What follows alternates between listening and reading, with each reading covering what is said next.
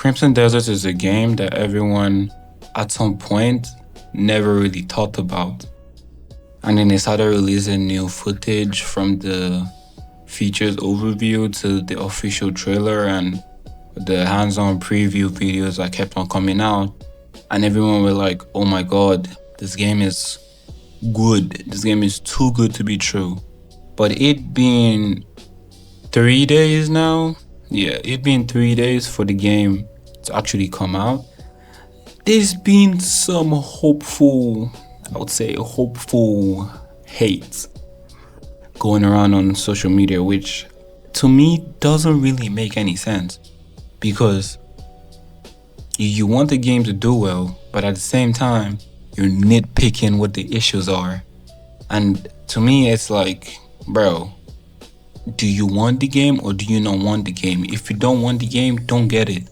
If you want it, or if you don't want it, don't look for an excuse, to say, oh, that's the reason why I don't want it, when it's not a problem. Like on Twitter, there's just been a whole lot of comments on how, oh, they haven't shown no console footage, or how, there is anti-piracy software on it. And it's like, bro, what game do you know that just came out that doesn't have, for example, Resident Evil Requiem? I don't think there was anything like, oh, this is how it runs on the PS5 base, or this is how it runs on the Series X before it came out.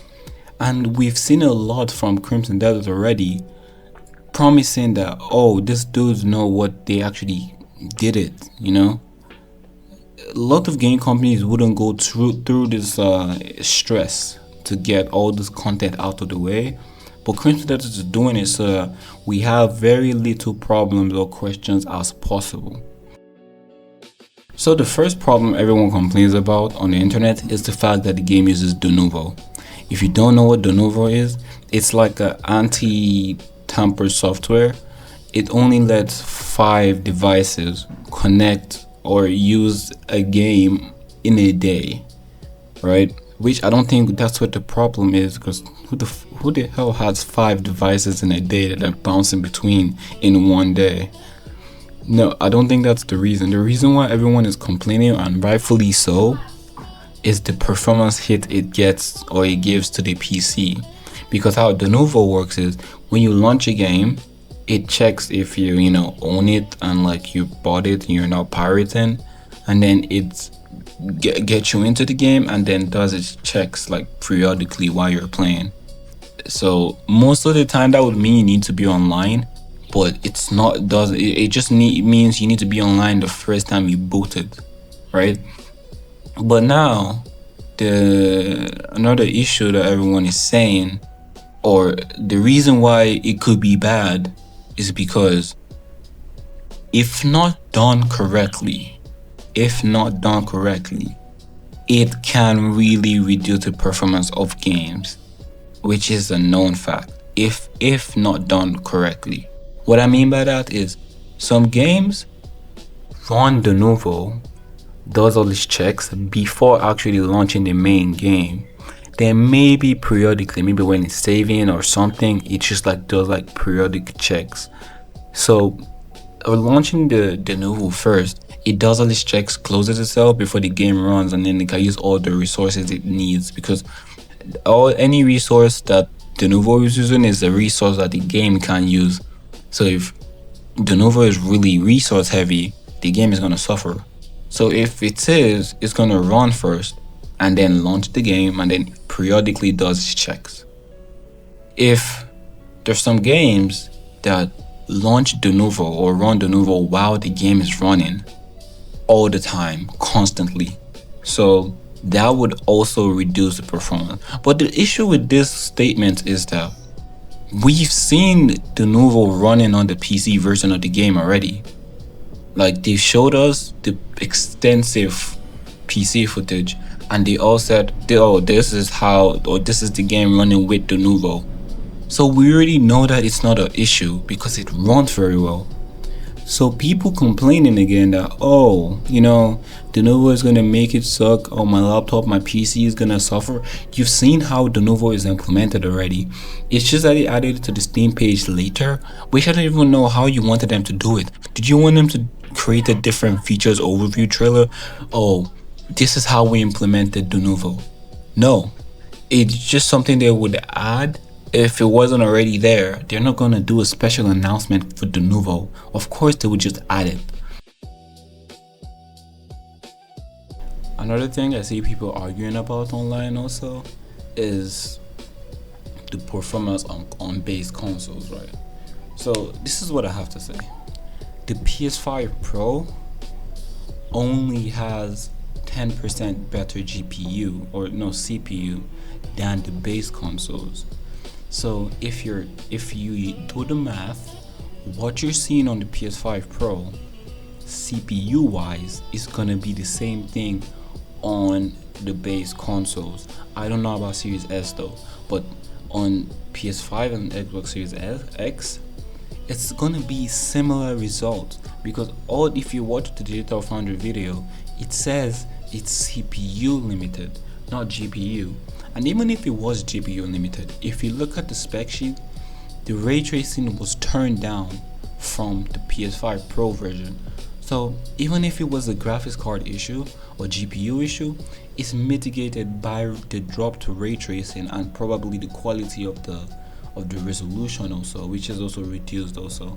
So you saying, oh, they're being so scummy, there's no base console footage, how do I know it's gonna be good? Okay, first things first, the game review copies come out on the 18th. The game doesn't come out till the 19th. So you still have a day for you to still either cancel your pre-orders or anything like that. You still have some time to do so. They're not gonna do like a gotcha where you don't see anything like that until the game is out. No.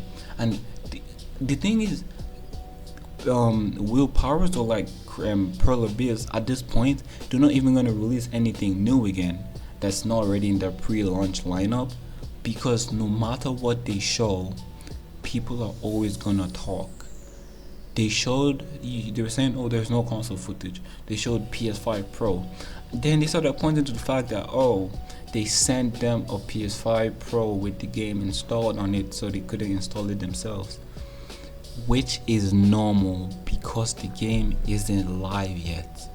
If let's say a world where they're still till today polishing the game, that is even a good thing, because there's some games that when they like Crimson Desert went gold like months ago, they would ship the final copy to discs, push it to PlayStation Store and be like, oh, we'll just wait for everyone to buy it and then we'll release a day one patch, right? But the fact that every day they're still working on it till the 72-hour before it comes out, because it's a 72-hour, 48-hour, or 72-hour preload period. Till the preload period is done, they are doing minor fixes to the console version, because we've seen a lot of PC footage. That's because the PC version is ready. But the console footage, if they're still optimizing and they're still doing some tweaks, I'm actually all for that, because that would mean less issues when the game launches and very little issues for the day one patch if it exists to mitigate, right? So if all I have to do is just wait, I don't even need to even see any console footage. I've seen a lot of footage from this game to the point where I feel like most of the things in the game have already been spoiled by it, so they can't show anymore. And if I have to wait a day to see what it looks like on my Series X, I will wait a day. I wouldn't go to, Twitter and be like, oh, screw Pearl Abyss, your game isn't well optimized, it's not as good. Look, even if the game comes out and runs like hot donkey ass, it's still gonna be a good time. Anyways, I actually had to touch on the topic because I've seen a lot of people talking crazy things about it. I'm gonna see, because this is one of the top games on my list for the year. I'm gonna see how much content I can put out for it. Okay, So stay subscribed. If you think I'm correct, if you think I'm wrong, tell me why I'm wrong in the comments. And we'll see when the game comes out in is it 3 days or 4 days?